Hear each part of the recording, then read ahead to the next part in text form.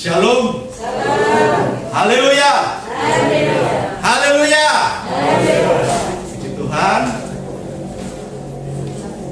Saya mempersilahkan saudara kita yang dari Depok untuk maju ke depan.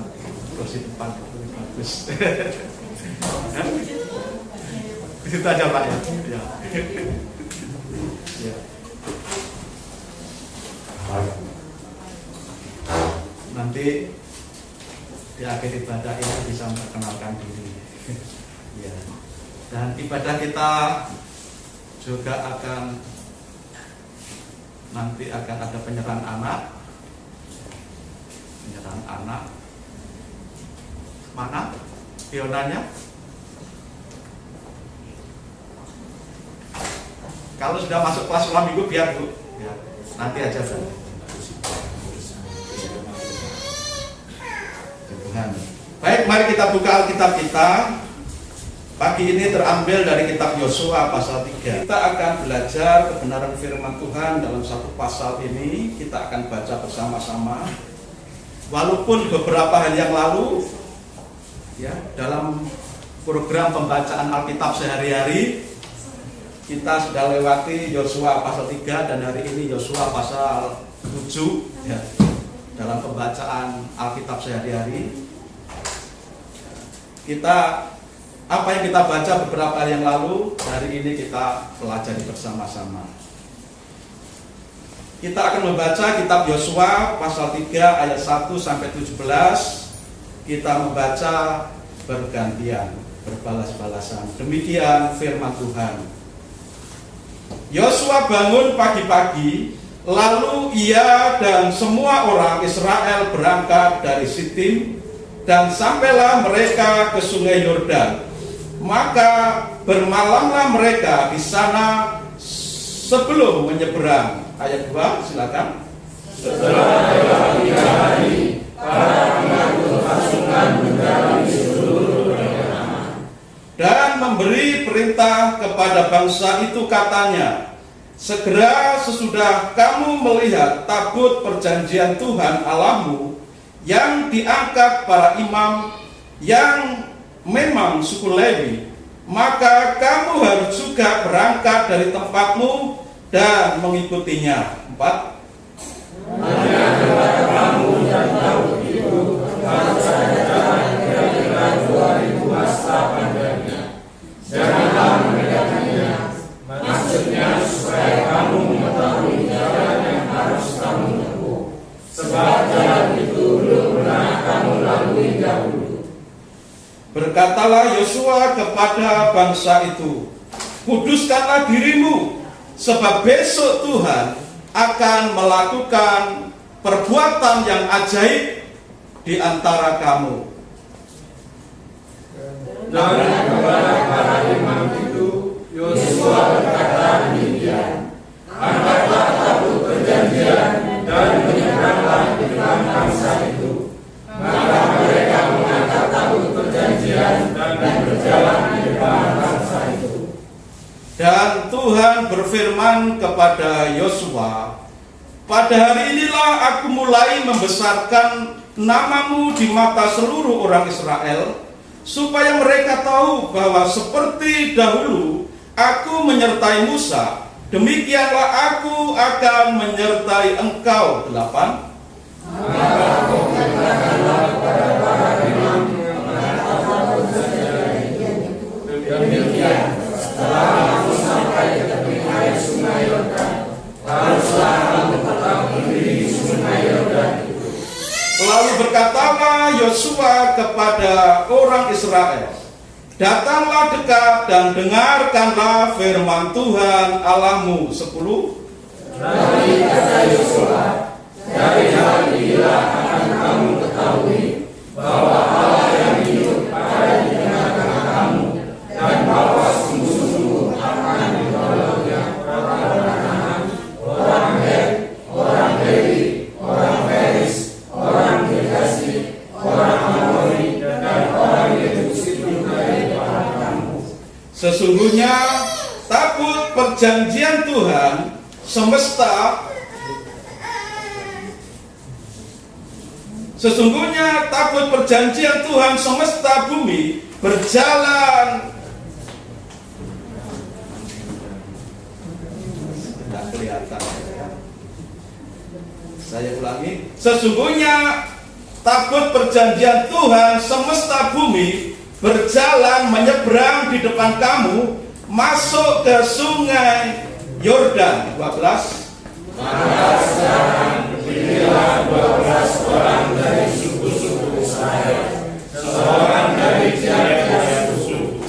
Segera sesudah kaki para imam mengangkat tabut Tuhan semesta bumi berhenti di dalam air sungai Yordan, maka air sungai Yordan itu akan terputus, air yang turun dari hulu akan berhenti mengalir menjadi bendungan. 14.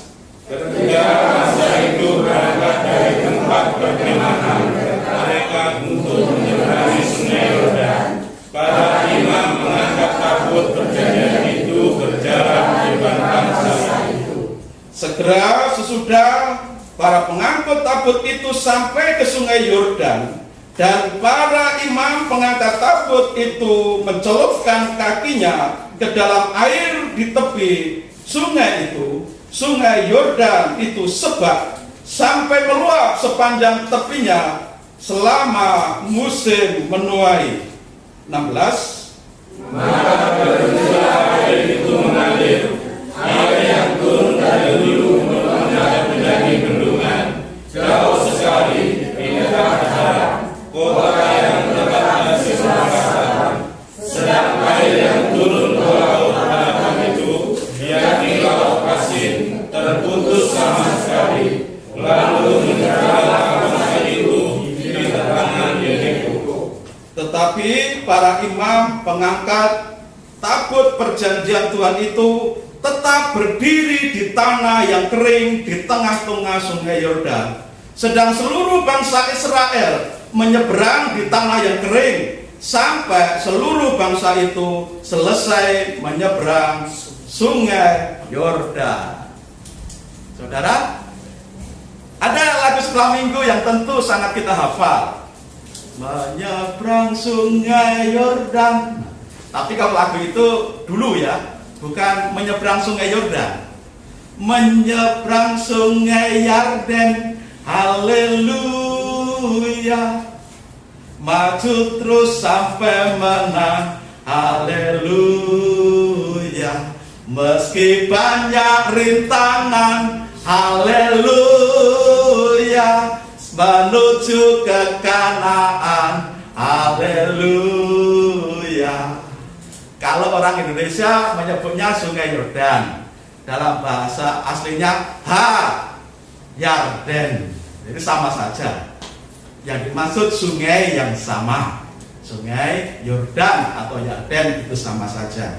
Puji Tuhan, pagi ini kita bersama-sama membahas kebenaran firman Tuhan ini dengan judul kemenangan atas arus dunia. Kalau orang Israel menyeberangi sungai Yordan, itu melewati arus sungai Yordan. Kita sebagai orang Kristen, pengikut Kristus hari ini juga harus bisa mengalami kemenangan menyeberangi arus sungai kehidupan ini, dunia ini. Saudara, setiap kita pasti pengen mengalami kemenangan di dalam hidup ini. Terlebih hari-hari ini, Corona sudah sekian bulan, hampir 2 tahun. Segala dampaknya kita sudah rasakan semuanya. Kapan masa pemulihan dari Corona ini? Sampai kapan kita belum tahu. Arus deras, dampak dari Corona ini sangat besar, sangat kuat kita rasakan. Di bidang pekerjaan, di bidang usaha, di bidang ekonomi, di bidang kesehatan. bahkan mengancam keutuhan rumah tangga kita masing-masing. Arusnya begitu dahsyat, menyerang kehidupan kita.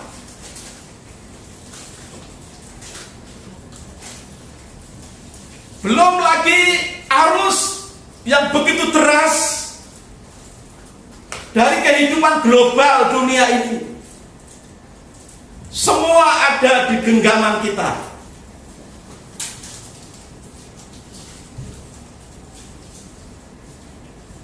Orang-orang di seluruh dunia yang memiliki HP, gadget, semua fokus kepada apa yang ada di genggamannya. Mau tahu berita hari ini? Ada di genggaman tangan. Mau buka usaha, mau bisnis, ada di genggaman tangan.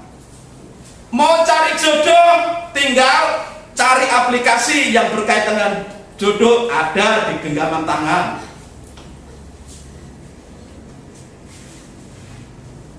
Mau cari apa saja ada di genggaman tangan.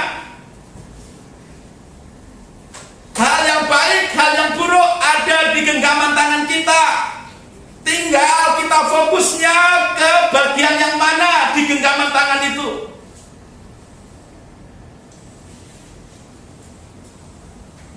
Arus kehidupan global dunia ini begitu kuat, mempengaruhi seluruh kehidupan kita semuanya. Dari anak-anak, remaja, pemuda sampai dewasa, semua asik dengan apa yang ada di genggamannya.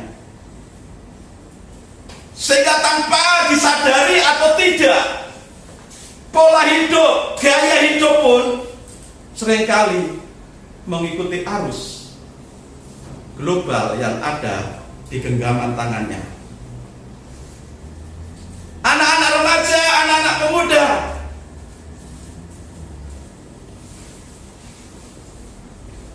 gaya hidupnya, cara berdandannya, cara berpakaiannya, cara ngomongnya, cara makannya sudah seperti apa yang di genggaman tangan. Kebanyakan di genggaman tangannya itu drakor. Maka gaya hidup Korea itu mempengaruhi kehidupannya. Gaya berpakaian, gaya hidup sehari-hari.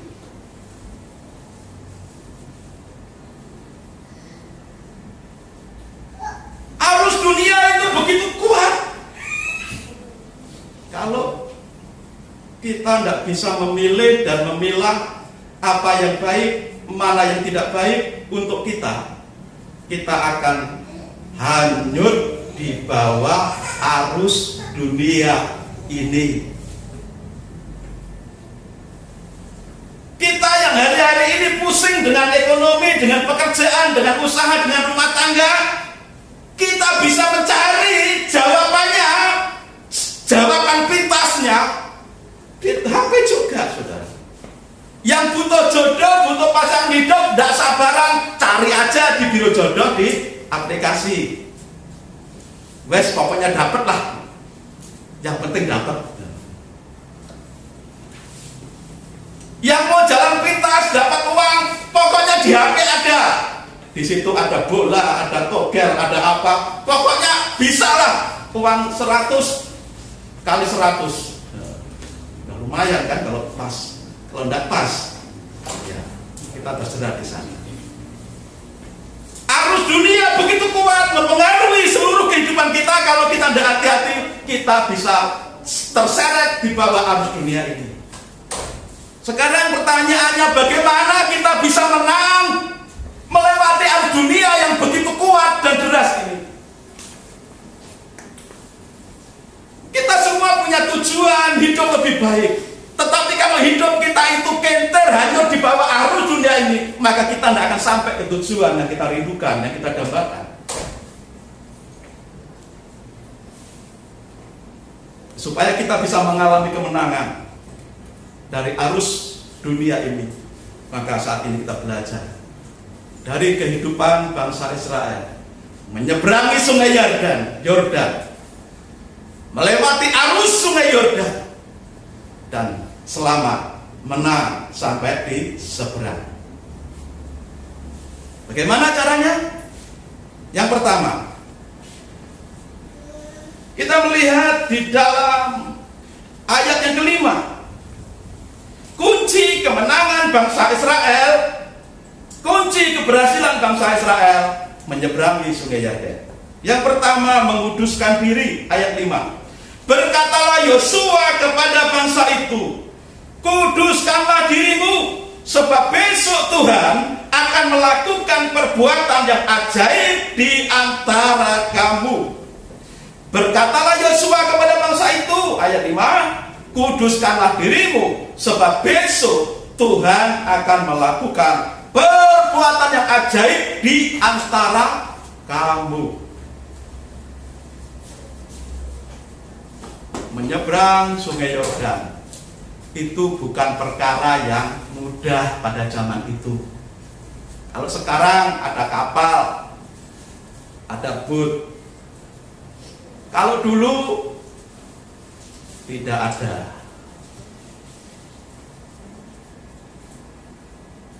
Panjang sungai Yordan itu 200 km lebih. Lebarnya bervariasi. Lebar sungai yang paling sempit sungai itu lebarnya sekitar 500 meter.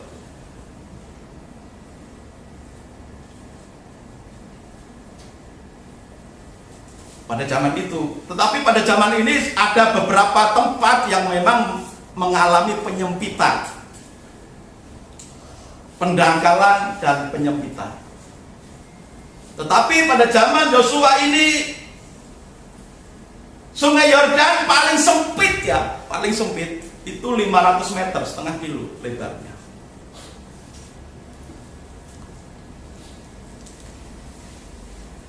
Ya, kalau sungai di sini tidak sepanjang itu, selebar itu. Sungai Berantas saja tidak ada 100 meter lebar. Mungkin bisa kalau sampai yang memang sampai di bagian paling atasnya sekitar 100 meter lah.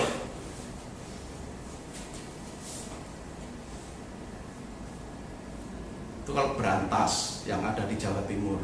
Apalagi di Bali ini tidak ada yang selebar itu. Kalau sungai yang lebarnya aja 500 meter, kita bisa bayangkan betapa susahnya untuk bisa menyeberangi. Kalaupun orang bisa berenang, ini adalah kumpulan bangsa, satu umat yang campur. Ada laki-laki, ada perempuan, ada orang dewasa, ada remaja, ada anak-anak, ada bayi. Tentu sangat kesulitan kalaupun harus berenang. Dan jumlah mereka cukup banyak. Tetapi apa yang tidak mungkin bagi manusia, bagi Allah serba mungkin. Apa yang mustahil bagi manusia, bagi Tuhan tidak ada yang mustahil. Tapi bagi kita yang percaya hari ini juga firman Tuhan katakan tidak ada yang mustahil bagi orang yang percaya. Bagaimana caranya bangsa Israel bisa menyeberangi sungai yang lebarnya segitu? Dan tentu itu dalam. Berbahaya, arusnya deras. Yang pertama firman Tuhan katakan, kuduskanlah dirimu. Kalau orang Israel dibilang, kuduskanlah dirimu, dalam benak orang Israel, dalam pemikiran orang Israel sudah mengerti. Menguduskan diri dalam pengertian fisik, pasti mereka akan mandi, bersih diri, keramas, dan tentu nyuci baju. Baju yang dipakai itu pasti bersih, baju yang bersih. Kalau dibilang kudus karena dirimu, pasti dia mandi yang bersih dan pakai baju yang bersih. Paling bersih menurut mereka. Itu secara fisik, ukuran fisik. Dan setelah mereka membersihkan diri mereka, mandi, memakai baju yang bersih dari kotoran, dari kenajisan, maka mereka tidak akan melakukan perbuatan dosa lagi. Ketika Tuhan katakan kuduskanlah dirimu, maka mereka langsung mengerti harus mandi yang bersih, keramas, cuci baju yang bersih, pakai baju yang bersih, dan tidak melakukan perbuatan dosa. Suami istri pun tidak boleh melakukan hubungan badan selama dikatakan kuduskanlah dirimu. Jadi mereka benar-benar menjaga dirinya hidup kudus. Dalam kekudusan dalam konteks kehidupan bangsa Israel, mandi yang bersih, keramas, pakai baju yang bersih, dan tidak melakukan perbuatan dosa. Untuk apa?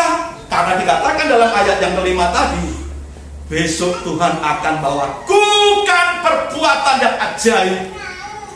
Perbuatan yang ajaib itu belum diketahui oleh bangsa Israel. Apa itu? Tuhan mau membuat satu surprise, satu kejutan, satu keajaiban untuk bangsa Israel. Yang pada saat itu tentu bangsa Israel berpikir keras, bagaimana cara menyeberangi sungai yang lebarnya 500 meter dan dalam dan arusnya deras. Tentu mereka sudah merancang berbagai cara, berbagai kemungkinan untuk bisa menyeberang. Tapi apa yang dipikirkan manusia terasa sulit, terasa susah. Bagi Tuhan mudah. Tuhan sanggup melakukan keajaiban. Dan Tuhan berfirman, kuduskanlah dirimu. Nah, ini kunci pertama, kita akan mengalami satu keajaiban Tuhan, supaya kita bisa mengalami kemenangan di dalam hidup ini. Kuncinya apa? Hidup kudus. Maka Tuhan juga berfirman, kuduslah kamu sebab aku kudus. Kenapa Tuhan menyuruh kita hidup kudus? Karena Tuhan itu kudus, maha kudus. Maka kita harus hidup kudus. Dan ternyata hidup kudus itu adalah kunci, adalah pintu untuk kita bisa melewati arus dunia, persoalan, masalah hidup yang sangat berat, yang sangat sulit. Hidup kudus di hadapan Tuhan.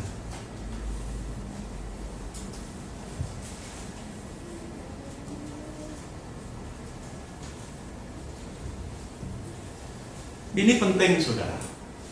Hidup kudus ini sebenarnya bukan sekedar kita membersihkan diri secara lahiriah, tetapi kita juga, Tuhan mau kita hidup dengan hati, pikiran yang bersih.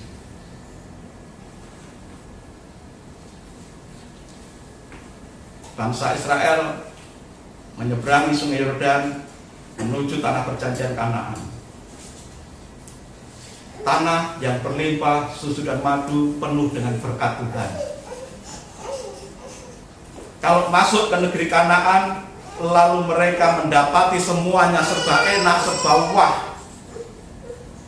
serba dapat makanan, minuman, buah-buahan yang begitu banyak dan subur. Kalau tidak didasari dengan hidup kudus, mereka akan mudah lupa diri. Maka Tuhan mau yang pertama untuk bisa melewati Sungai Yordan itu harus hidup kudus. Tuhan berfirman, kuduslah kamu. Niat, motivasi untuk menyeberangi, melewati Sungai Yordan, untuk menaklukkan Kanaan, itu harus didasari dengan motivasi niat hati yang bersih, yang suci.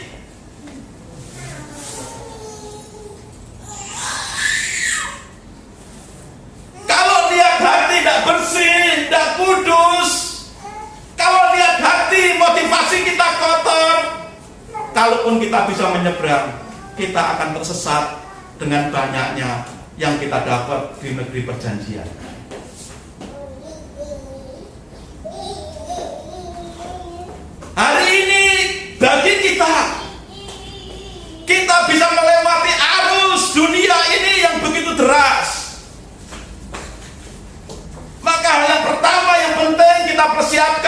seperti bangsa Israel persiapkan, menguduskan hidup kita, niat hati kita, motivasi kita.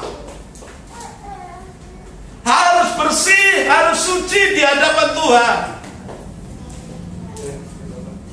Sehingga pemazmur juga menuliskan, sekiranya ada niat jahat dalam hatiku, tentu engkau tidak akan mendengarkan doaku.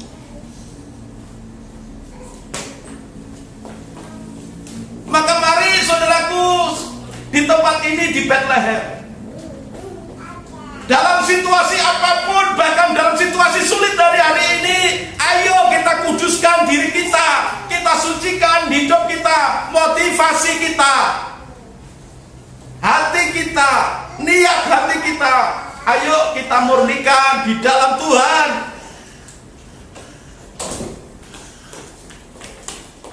Orang yang kudus hidupnya, kalaupun dia dapat emas, dia tidak akan lupa diri, dia akan tetap ingat Tuhan. Dia tidak akan tamak, tidak akan serakah, tetapi ingat Tuhan. Tetapi orang yang niat hatinya sudah tidak bagus, yang hidupnya tidak kudus, begitu dapat emas, muncul keserakahan, muncul ketamakan, lupa Tuhan, lupa sesamanya, lalu berkaca pinggang. Sekarang saya sudah kaya raya, saya jadi pejabat, saya punya banyak kesempatan untuk dapat uang. Sudah menepuk dada. Maka Tuhan ingatkan kepada bangsa Israel, dan Tuhan ingatkan juga kepada kita hari ini. Kita bisa melewati arus dunia ini, berhasil mengalami kemenangan. Hal pertama yang perlu kita perhatikan, kuduskan hatimu, kuduskan hidupmu, niat hati, motivasi.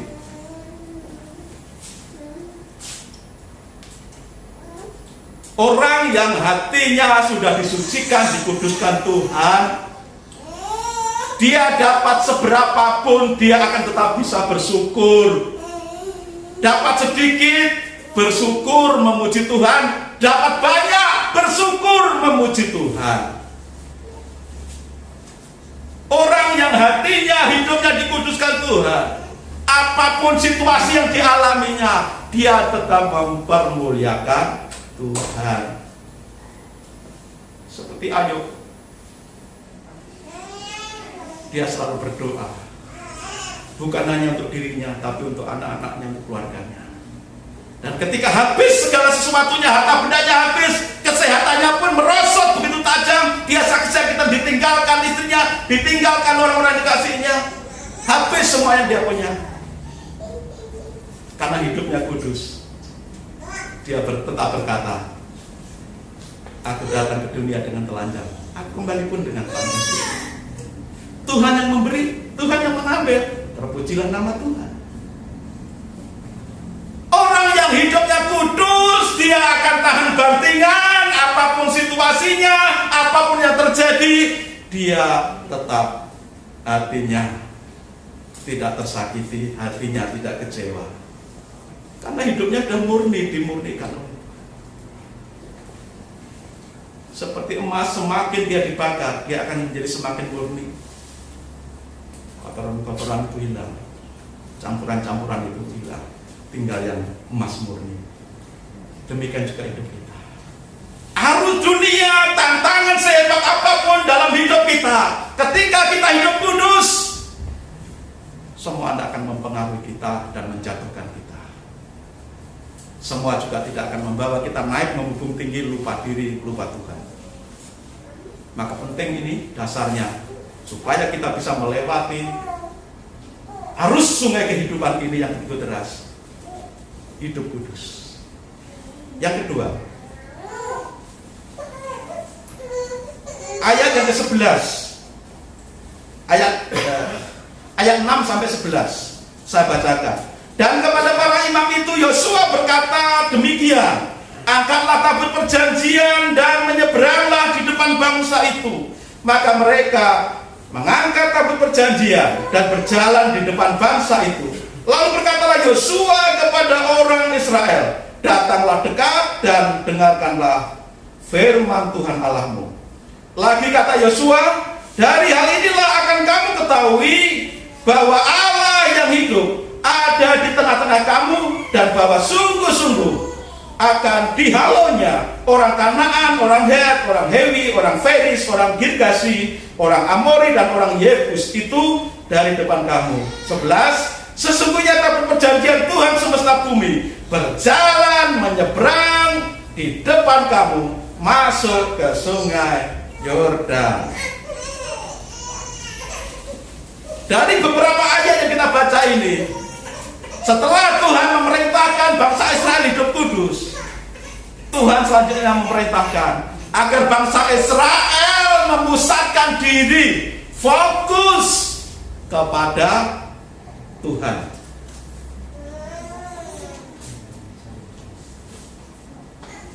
Melalui kehadiran para imam yang memikul tabut perjanjian. Tabut perjanjian itu adalah simbol kehadiran Tuhan di tengah-tengah umat Israel. Melalui tabut perjanjian yang dipikul oleh para imam menuju Sungai Yordan. Dan ketika sampai di tepi Sungai Yordan, mereka berhenti dan dikatakan air itu berhenti, tidak mengalir.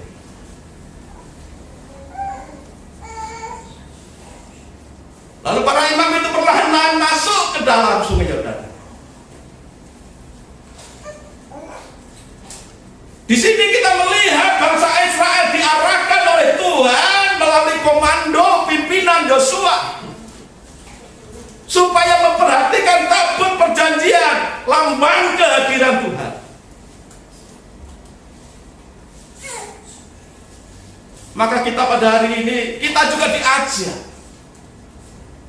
Kita diajar dan diajar untuk kita bisa melewati arus kehidupan dunia yang begitu deras, supaya kita bisa sampai dan mengalami kemenangan. Kita harus fokus pada Tuhan, fokus pada hadirat Tuhan. Seperti bangsa Israel mengikuti para imam, di belakang para imam. Jaraknya pun cukup jauh, sekitar 1 kilo, karena itu perkiraan bisa 900 meter di belakang para imam yang mengusung tabut perjanjian.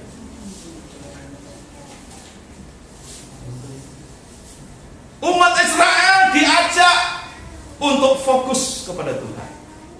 Kita hari ini, ayo kita fokus juga kepada Tuhan, supaya kita bisa melewati arus kehidupan dunia yang begitu deras, pengaruh dunia yang begitu keras. Kalau kita tidak fokus kepada Tuhan, kita akan hanyut di bawah arus dunia ini dan hilang entah kemana. Kita bisa hilang di diskotik, kita bisa hilang di dalam penjara, kita bisa tenggelam di dalam narkoba, kita bisa tenggelam di mana saja dalam kehidupan dosa, kalau kita tidak fokus kepada Tuhan. Maka penting di sini, 1, hidup kudus; 2, fokus kepada Tuhan seperti bangsa Israel memperhatikan kehadiran imam yang menggotong, memikul tabut perjanjian. Fokuslah kepada tabut perjanjian, fokuslah pada kehadiran Tuhan, fokus pada Tuhan. Arus Sungai Yordan deras, sungainya lebar dan dalam. Kalau bangsa Israel fokus kepada sungai yang deras arusnya, kalau bangsa Israel fokus kepada sungai yang lebar dan dalam, mereka akan berkecil hati dan mereka akan ngamuk pada Yosua. Ngapain kita di sini? Ayo kita balik saja di padang gurun. Tetapi karena Tuhan memerintahkan Yosua, Yosua menyampaikan firman Tuhan kepada bangsa Israel. Perhatikan, ikuti tabut perjanjian yang dipikul oleh para imam. Sama dengan kita hari ini. Jangan perhatikan masalahmu yang besar, persoalanmu yang banyak. Jangan perhatikan, jangan fokus pada sakitmu. Sakit itu kecil, walaupun kecil kalau kita fokus ke sakit itu jadi besar. Siapa yang pernah punya jerawat di sini? Jerawat itu kecil apa besar, saudara? Kecil tuh ya. Tapi coba sini. Lihat di kaca. Dekat-dekat ini. Rasanya jerawat ini sepertinya besar, sakit sekali. Padahal kecil. Kenapa? Karena kita fokusnya ke situ. Yang lain jerawatnya berbintang-bintang di wajah, cuek saja nyantai. Ada obat? Obati? Tidak ada obat, ya biarin aja cuek, dirawat itu sewajarnya. Tapi kalau orang fokus ke sini, waduh jerawatku gede, waduh jerawatku ya besar sekali, tambah besar. Yang besar bukan jerawatnya, tetapi perasaan kita, loh jerawatnya tambah besar. Padahal ya jerawatnya segitu.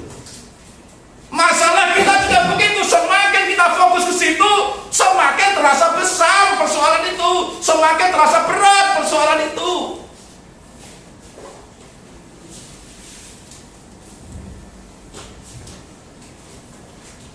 Barang yang kecil, apa barang yang kecil di sini ya? Tidak ada contohnya yang kecil apa?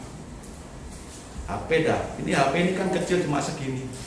Tapi kalau kita fokusnya ke HP gini, sampai dekat gini, kan akhirnya nutupi mata kita, saudara, pandangan kita.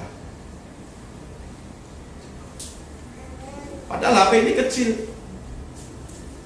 Tetapi kalau terlalu dekat dengan mata kita fokus ke barang itu, walaupun kecil, jadi besar.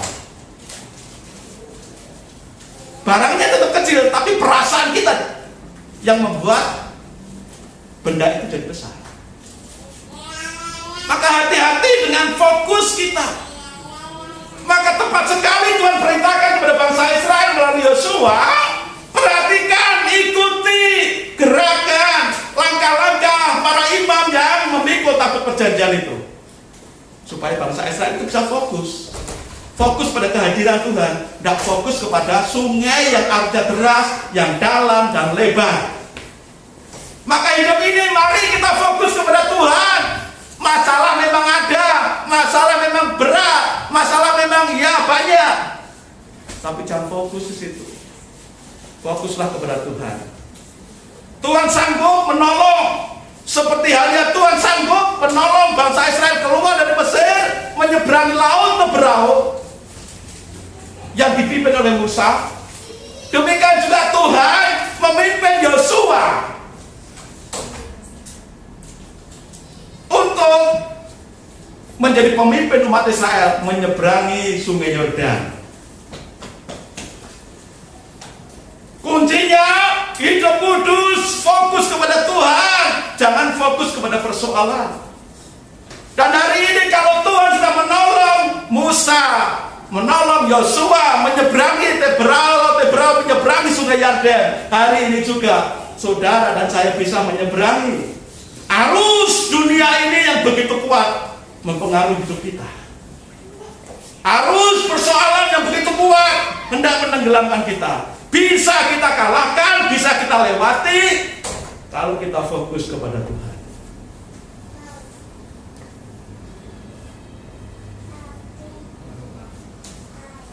Fokuslah pada kehebatan Tuhan.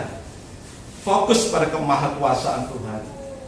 Fokuslah kepada Yesus sang pembuat keajaiban. Hidup di dunia ini memang ada masalah, dan banyak masalah karena dunia ini sudah jatuh dalam dosa. Karena dunia ini sudah dikutuk. Tapi kita bisa melewati semuanya itu. Persoalan, bahaya, ancaman akan bisa kita lewati dengan penuh kemenangan kalau kita fokus pada Tuhan.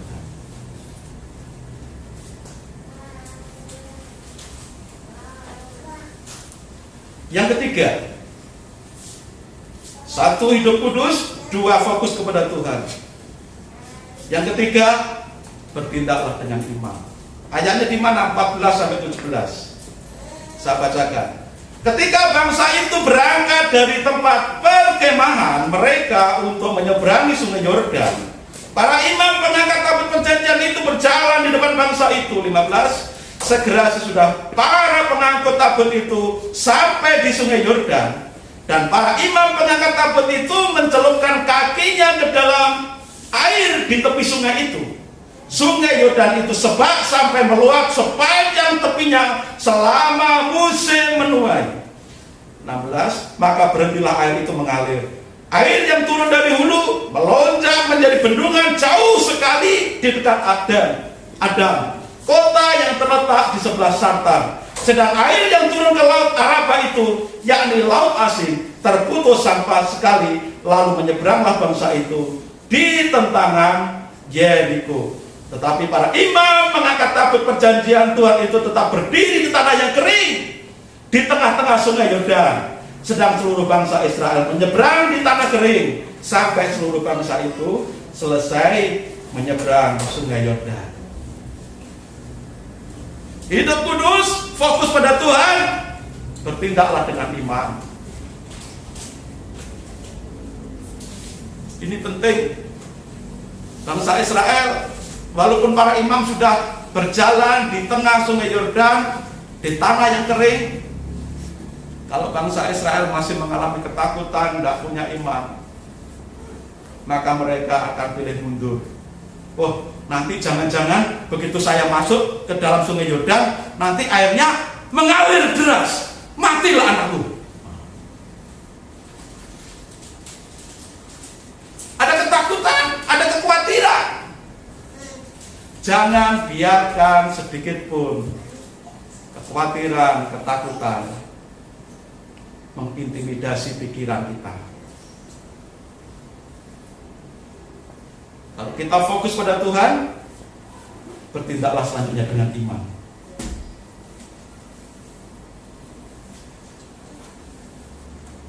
Ketika Tuhan katakan, besok aku akan membuat keajaiban, percayalah kepada firman Tuhan.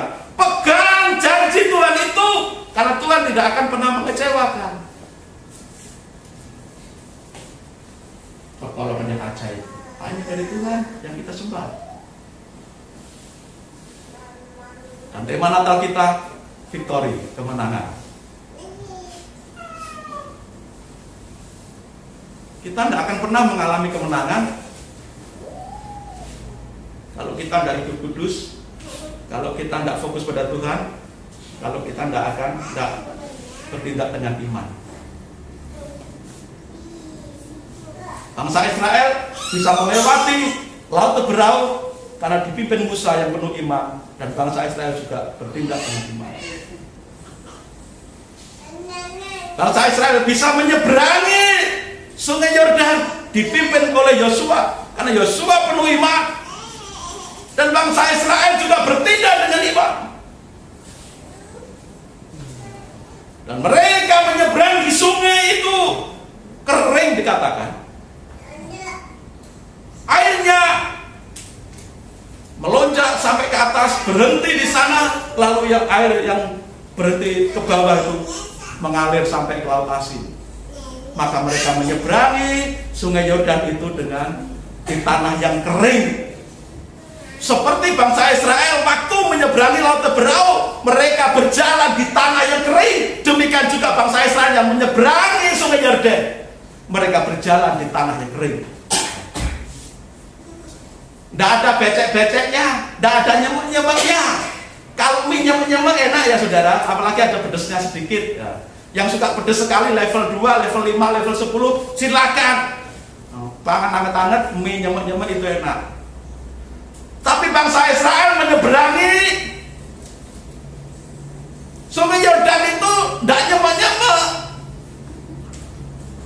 Nyemuk-nyemuknya sungai, orang lewat bahaya saudara, bisa kepleset, bisa tenggelam di lumpur, nyemuk-nyemuknya itu bisa kotor.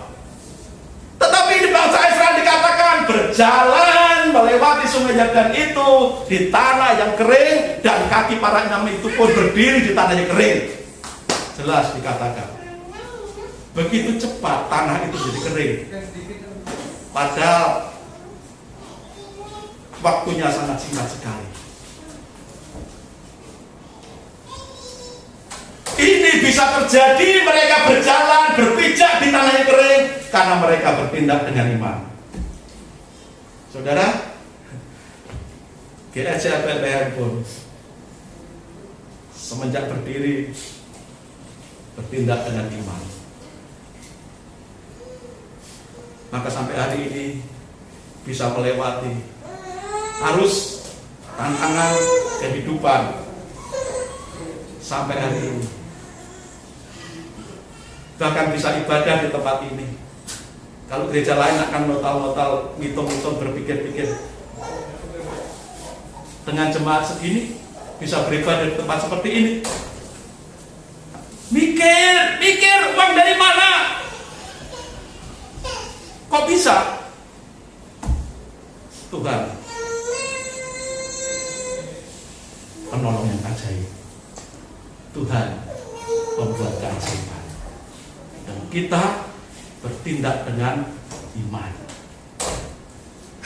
Kalau kita pikir jumlah jemaat segini dengan pekerjaan seperti ini, situasi hari-hari ini, bagaimana bisa membayar setiap kali ibadah?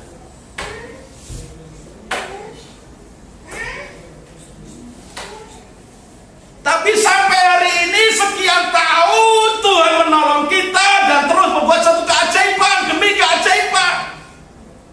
Hidup kita Bethlehem ini penuh dengan keajaiban Tuhan.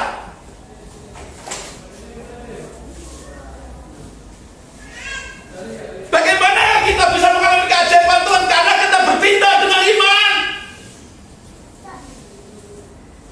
Kalau kita sebagai gereja persekutuan tubuh Kristus, persekutuan orang percaya di dalam Yesus Kristus mengalami keajaiban di Bethlehem ini, maka saudara pribadi, keluarga demi keluarga sebagai jemaat Tuhan harusnya juga mengalami keajaiban demi keajaiban di dalam hidup. Jangan gentar, jangan takut, jangan kecut, jangan tawar hati dengan situasi ini. Walaupun arus dunia begitu deras menghujam, membahayakan hidup kita. Tapi apa yang membahayakan hidup kita itu? Mari hadapi dengan hidup kudus. Hadapi dengan fokus pada Tuhan. Jangan fokus kepada persoalanmu, jangan fokus pada sungai yang lebar, deras, dalam. Jangan fokus kepada orang-orang enak yang tinggi besar, raksasa-raksasa itu. Jangan fokus juga kepada tembok Yeriko yang tinggi. Jangan fokus pada itu.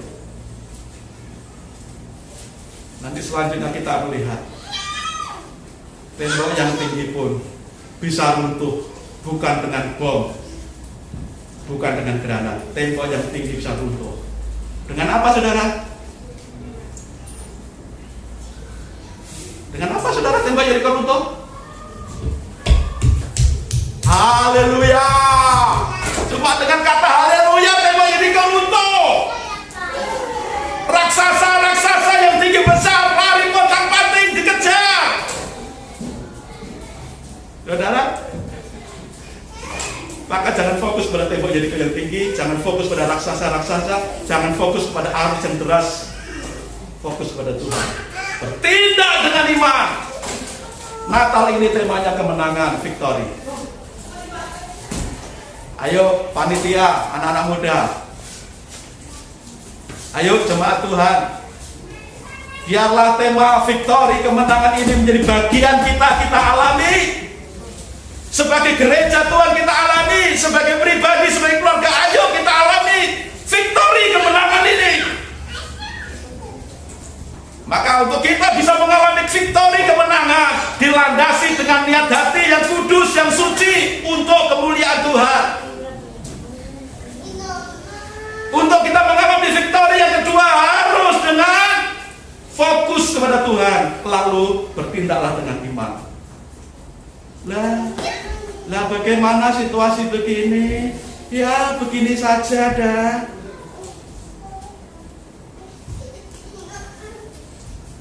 Kalau dulu Tuhan sudah menolong kita, hari ini Tuhan juga akan menolong kita. Kalau dulu Tuhan membuat keajaiban dalam hidup kita, kemarin Tuhan berikan keajaiban bagi kita, hari ini juga Tuhan berikan keajaiban bagi kita.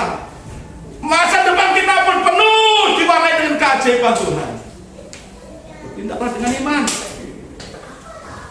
Kalau kita fokus kepada diri sendiri, fokus kepada persoalan, fokus kepada tantangan, fokus kepada sungai yang deras dan lebar dan dalam, fokus kepada tembok Yeriko yang tinggi, fokus kepada raksasa-raksasa orang enak yang tinggi besar, kita tidak akan berbuat apa-apa. Kita tidak akan mengalami kemenangan total. Ya, memang begini ya begini saja dah. Jangan. Ini untuk Tuhan, untuk kemuliaan Tuhan, punya iman, bertindak dengan iman. Bisa di dalam Tuhan. Perjalanan hidup GSC Bethlehem sampai hari ini diwarnai mukjizat Tuhan. Ruangan ini pun dipenuhi dengan mukjizat Tuhan sampai hari ini. Kenapa kita takut? Kenapa kita gentar? Seringkali logika berpikir kita mengajak kita, ya wis lah. Tapi iman mengajarkan kita bersama Tuhan kita bisa melewati arus dunia yang gelap, yang deras, yang kejam sekalipun. Selalu ada pertolongan yang ajaib. Setahun ini kita mengalami pertolongan yang ajaib. Ini tema Natal tahun lalu. Nyambung dengan tema Natal hari ini. Tahun ini pemuda koordinatornya. Apakah kebetulan? Bukan kebetulan. Tuhan mau supaya kita sebagai gereja Tuhan mengalami pertolongan yang ajaib sepanjang tahun ini. Dan selanjutnya kita akan mengalami victory, kemenangan demi kemenangan. Terus akan kita alami dalam kesehatanmu, dalam pekerjaanmu, dalam usahamu, dalam rumah tanggamu, dalam kehidupan keimananmu. Engkau mengalami victory, kemenangan di dalam Tuhan. Amin, saudara. Amin.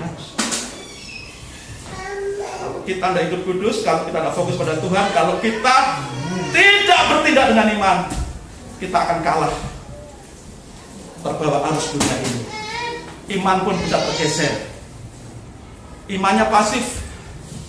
Supaya tidak pasif, bertindaklah dengan iman. Iman itu selalu aktif. Iman yang benar itu aktif. Apapun tantangan tidak takut, apapun rintangan tidak takut. Karena Tuhan beserta dengan kita. Tuhan Yesus memberkati kita semuanya. Mari kita berdoa.